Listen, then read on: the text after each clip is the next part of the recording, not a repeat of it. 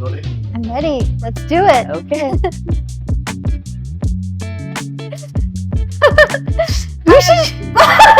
And she is my mentor, and I forgot.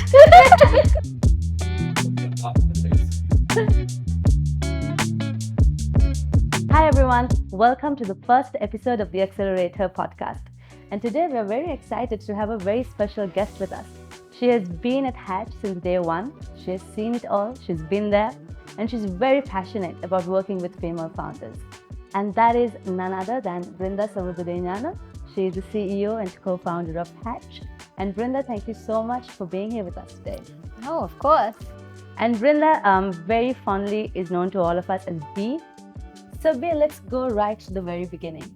How did it all start? Did you know that you were going to be an entrepreneur? Is that something you knew you wanted to do? I think, I didn't really know that I wanted to be an entrepreneur. I think growing up, I wasn't really, I didn't know many people who were entrepreneurs and who went down that pathway. And if you want me to go back, just so that I think everyone kind of can hear where I came from, I was actually a lawyer for a UK company for 7 years. I did that. Before that, I was, I had like so many different odd jobs. And I think what in hindsight I realized is that I think all of those little things that I did, like from law to even just working in Clark's, a shoe shop, to doing HR, etc. I think all of those experiences actually really enriched my experience and what I brought to my work at Hatch. And I think that's something that, I think when I started, I thought, I've never run a business. I don't really know what I'm doing. How can I, with limited experience, actually go and help other entrepreneurs build businesses? And I think that's the interesting thing about entrepreneurship. You don't need to... Lots of people think that you need to have like a business degree or you need to have some sort of background in business, but how did you take those skills then and then translate into what you're doing today? Yeah, I think it's just about like skill stacking. I think that's what they call it. So you can have multiple experiences, and they're all transferable skills, right? Like that's how you got to see it. So with law, I learned negotiations. I learned how to with my retail jobs, I learned how to speak to customers. So I think regardless of like what you've studied or regardless of whatever job that you've had, just think about those skills that you've learned and picked up along the way, because you can apply back, right, to entrepreneurship. Sure. And I think, and I think even with Accelerator, a lot of the girls that I see going through our programs, I mean, they're incredible founders, not having done business, not having studied anything in that background, but some of it is intuitive, some of it you just learn as you go, and just, you've got to just roll with it. Yeah, for sure. But I think this is not to say that you don't have to have an education in business. For anybody out there studying, please continue to do that, because I don't think it's all about, learning from your experiences and learning from, different things that you do, and then knowing how to translate that into what you're doing currently. Exactly. That's what we're trying to say. But B, I think, you started Hatch, but the journey since starting wasn't very easy. We started 5 years ago, and then things happened one after the other. So many things have happened. Like, for example, you started, and then there was the Easter bombings, and then we had COVID, and then the economic crisis, no petrol, no fuel. And we are a co-working space. People need to be able to come here. But we needed power, yes. We needed power, exactly. But how did you then, with all of that, still keep going? At any point, did you want to be like, want to give up, or what was your mantra? What kept you going? Yeah, I did want to give up on multiple occasions, absolutely, because it's a lot, right? It's a lot for any individual to have gone through, and I think this is a shared experience that I've had with so many other entrepreneurs, and it's moments like that where you realize how much a community becomes important in your life. For me, what kept me going, I guess, is the purpose, right? And I know that's a really overused word, find your purpose, but it really is about that. And I think it's about doing what you love, doing what you're good at, and then ultimately we all need to earn from it as well, right? So I think in terms of challenges, what kept me going was the community and the people. For sure. And I heard that even during the time with the fuel crisis, we were still at like 95, 98% No, we were like over 100% capacity at that point. Yeah. And again, emphasizing the importance of, I don't know if you felt it, but like when you came in here, despite everything that was happening, you still felt a sense of hope and opportunity. Sure, and that's contagious, isn't it? And so I think, I mean, I'm obviously biased, but Hatch is amazing for that, and it keeps you motivated. And for me, I think also seeing the successes of other people keeps me going and really grounds me and gives me purpose.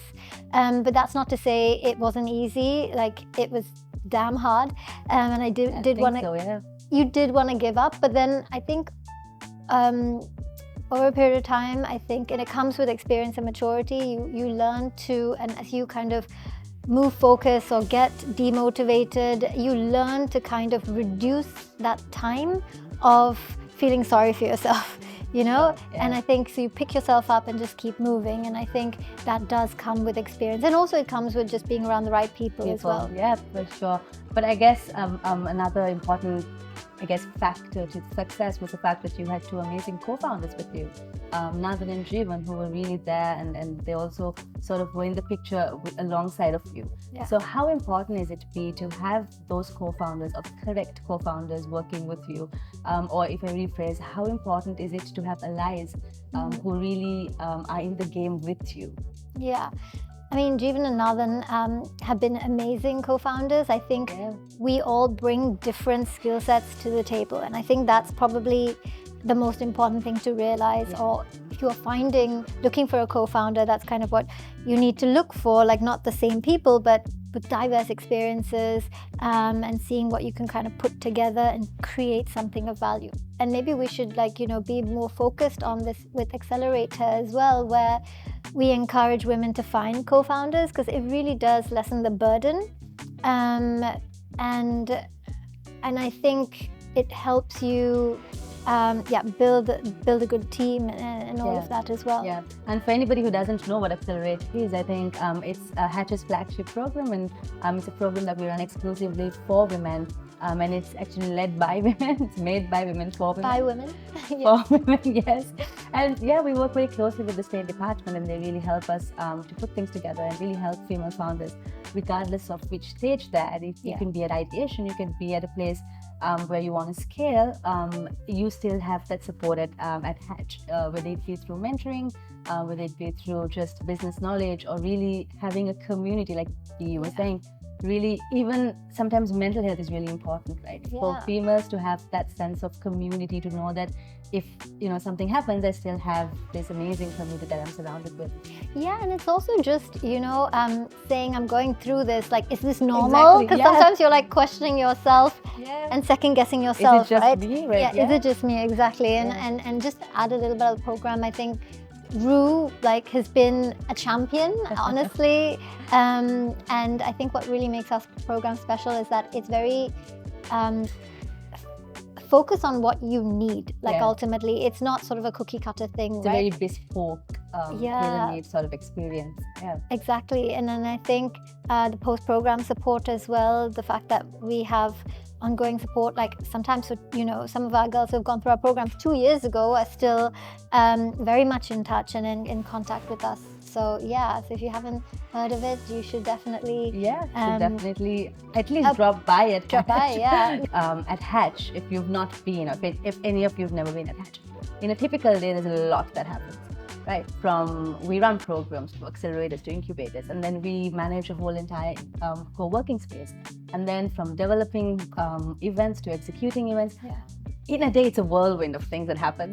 And if anybody who's looking from the outside, it looks like you have an army of people out there helping you in your team. But if you really zoom in, it's just less than 15, I don't know. It 15 people. 2 people? Yeah, 2. It started with a lawyer and an accountant. And now just 12 people. But how do you see that? How does the team play a role in the success of the organization? Yeah, I think, look, the Hatch team is honestly, in my opinion, the best. And I think, again, talking about diversity and the skill sets that we bring to the table, it's so diverse, right? Like it's not like we've come from a program background or that we've run co-working spaces before, but I think hiring a team is all about finding people with the right value system, because I think you can train anyone, teach anyone on how to do stuff. You can't really. But how do you train? How do you get people to share the same value system, right? And I think Hatch is honestly where it is today only because of our team. Like I wholeheartedly believe that.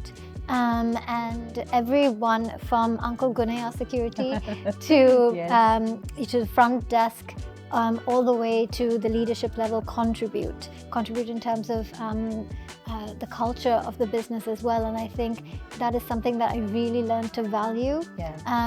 But I think also when you are growing a team, you have to have certain, you really have to have the conviction and believe in what you do and have that confidence. And I think over the last 5 years, that's something that I've really had to grow into, having that sense of confidence in myself, and then taking these amazing 12 individuals, 15 individuals through that journey to kind of understand what we're doing. And I mean, we bring different perspectives, we bring feedback. I think that honestly, brutal feedback sometimes. Very brutal feedback.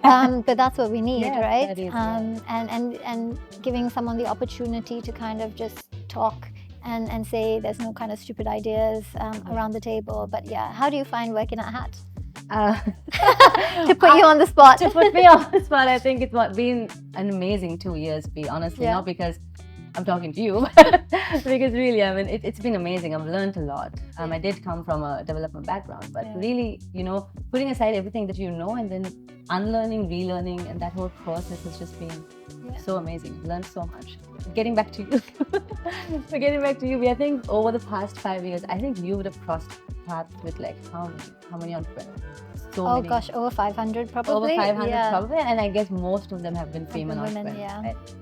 So having spoken to them and having been part of that journey, is there something that you think, or a mistake that you see being repeatedly made, that you can sort of say, okay, if you are first time starting out, this is something you need to look out for? Yeah, I think with a lot of the entrepreneurs I see coming through, I think specifically women, I think they don't think big enough.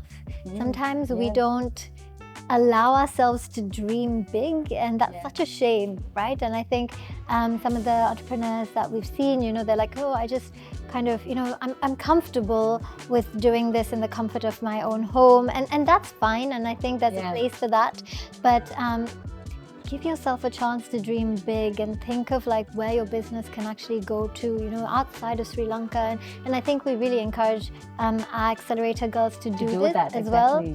So that's one. And I think also sometimes it's having the discipline. And I don't think this is just a women issue. I think discipline is a really big part of entrepreneurship, because I mean, no one's really holding a gun to your head, getting you to do stuff. You kind of have to have the discipline to set yourself targets and stuff like that, and just being consistent. And I think this is something that I learned along the way, and my mentor kind of told me, like, at the end of the day, even when you are selling, think about where you often go and buy, right? Why do you go there? Because you know that you're going to get the same service, or if not better, right? So consistency, and I know it's probably it being predictable, but in like a nice way, not in like not in like a boring way, is important. And I think those are a few of the things that I think I would encourage. Let's kind of like look back and see if you could go back in time. Okay. I mean, I'm not going to ask you to go way back. Let's say 23-year-old self. 23-year-old self. Let's take it at 23. What is the one piece of advice that you would give your 23-year-old self? My 23-year-old self. I mean, we're not thinking that far back. Hang out with the right people, probably. Your circle matters. Yeah. Actually, on a serious note, it really does, because I think if you surround yourself with good people, when I say good people, I think people with who are positive, who encourage you, it really changes how you see yourself, your ambitions. And I think these are things that I probably didn't do earlier on in life. And you know, I'm a bit more deliberate about who, you know, I allow to enter into my life. But yeah, all the things I would have told my 23-year-old self is probably have more confidence in myself, because I think the 23-year-old me versus now. You weren't a very confident person. Not at all. I mean, You're even doing now. a podcast. But I know, but like really, even to like a year ago, 2 years ago, I would not be sitting in front of a camera talking. We're really thankful that it's 2 years later. Yeah, but I think for me, the turning point really was, there was this amazing entrepreneur that came into Hatch, and we were doing a speaking session with her, and I had the opportunity to see backstage, right? And backstage, I could see that she was just so nervous and really kind of, I don't know, like I had held her on a pedestal, and I could just see her as a human and being real. And I think that for me was a tipping point, because I was like, okay, I'm just way too hard on myself. You know, even we're all human. We're all human. As incredible as I thought she was, she still struggled with the same kind of things that I struggle with. And I think at that point I was like, okay, Brinda, you're just, you know, way too hard on yourself. You just need to go with it and have fun. At the end of the day, you mess up, and that's just the way it goes. But also keep going. Right? Keep going, I mean, your journey doesn't stop there. Keep going. I think this is a lovely conversation. But also just to understand, so I think we have a lot of founders. They may be female founders, they may be just starting out on a business, or maybe they've come a long way in their business. What is one key takeaway that you want them to go with after listening to today? I think, given our journey with Hatch, one thing that's really helped me is the fact that I always put myself in a position to learn. You know, I'm not always the smartest person in the room, and I like that. I like learning from everyone, and I really mean everyone. Everyone has something for me to learn from. So I'd really encourage just that sense of like continued learning. And it could be anything. Look, it could just be like learn how to make a bouquet of flowers, learn a sport, learn a language, you know, like having that hunger to learn and being curious, I think is so important. Is there anything that you recently started out being? Started out learning. Oh gosh, yeah, MMA. So we have an MMA class. It's going well. It's going well. But yeah, I think, you know, just that sense of learning, curiosity, because it's helped me adapt. It's helped how it helps with your cognitive health as well, like so in so many ways, right? And it doesn't mean, like I said, you don't need to be an entrepreneur to do those things. You could just be learning absolutely anything, and I think do that. That's what I'd encourage everyone to do. Yeah, amazing. And maybe before we wrap up, one last question: can women have it all? Can women have it all? Is that a loaded question? That is a question. Yeah, I've been asking and thinking about that too quite a lot, and I think women can have it all, but I just don't think you can have it all at once. And you need to be okay with that, right? And really think about what you want and live your life for what you want and what your values and what makes you happy. But it's tough to do it all at once. Yeah. So if you haven't been to Hatch, I think now is the best time to drop by, speak to us, and yeah, we'd love to help you out and understand where we can help you in your journey. But for now, yes. I have a question for you though, before we wrap up. Yeah. I was trying to wrap up as fast as I could. Like, don't ask me. So, AccelerateHer, you've run it for 2 years now. Done, honestly, such a fantastic job. Thank you. We're going into the next 2 years, regional this time. And you too have worked with over 200 women. So what is your key takeaway from this experience, but also learnings from our female entrepreneurs?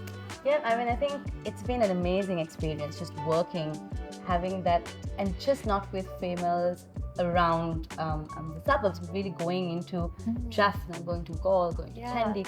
And it's amazing like how things change from, you know, from being very urban, from being very Colombo, then to going into the north and the east and the south, and then seeing the struggles, the challenges that people face are very different. But Give me an example. for example, right, I guess in the north, females would be very sort of, it would be a very risky thing to get into to being an entrepreneur, leaving your 9-to-5 job. It would be something that is not encouraged by your family, not encouraged by anybody for that matter. And you So it's can't really- also have, like, for example, a male co-founder because it's looked exactly. on, Like, culturally, that exactly. sometimes doesn't make any sense. So really, those female founders have some, I don't know, they persevere a lot just to get out there, just to get one product out, get one customer out. I mean, it's not amazing. just a business battle at that point, right? It's not, you're battling your family, you're battling Yeah. everything around you just to get something, and you know you're passionate about it, you know it's something you want to do. But then really seeing that product come to life, and then see their journey from having one customer to, for example, we had this one girl, she started off with what? A handful of customers, and they were all test customers, so ideally they didn't pay for the product. She went through the program and now she has paying customers. Like, she has people who actually buy from her and actually purchase her product. So seeing that journey, I think, is really inspiring for me. Yeah. I think the best part of what I do is founders I get to meet. Yeah. Really, the different founders that I get to meet is so inspiring. But yeah, thank you for putting me on the spot. No, I think but that was, it's definitely a rewarding experience, That is a very rewarding. and I think entrepreneurship or this journey teaches you so much about business, but also about yourself. It's like a reflective process, right? And yeah, that's honestly the best experience. That is, and then I really enjoy doing what I do. But yeah, I think to wrap up, thank you so much, B. I know we took time off your calendar, but thank you so much for being here. I think the female entrepreneurship vertical really was started off because of B's passion. She really wanted to have this safe space for female founders, and it was during COVID that we started with the female entrepreneurship vertical. Started with just 52 women. We finished with 52, so we actually only just started with 5. With 5, yeah. So from 5 to 52 and now to over 200, I think it's been amazing. And it all started because we had a dream and she had a passion. And and that's really why all of us are here. So thank you, B. Thank you so much for being here. Thank you. Thanks. Stay tuned. We do have other episodes coming up with some amazing female founders. And stay tuned. Thank you for being here. Thank you.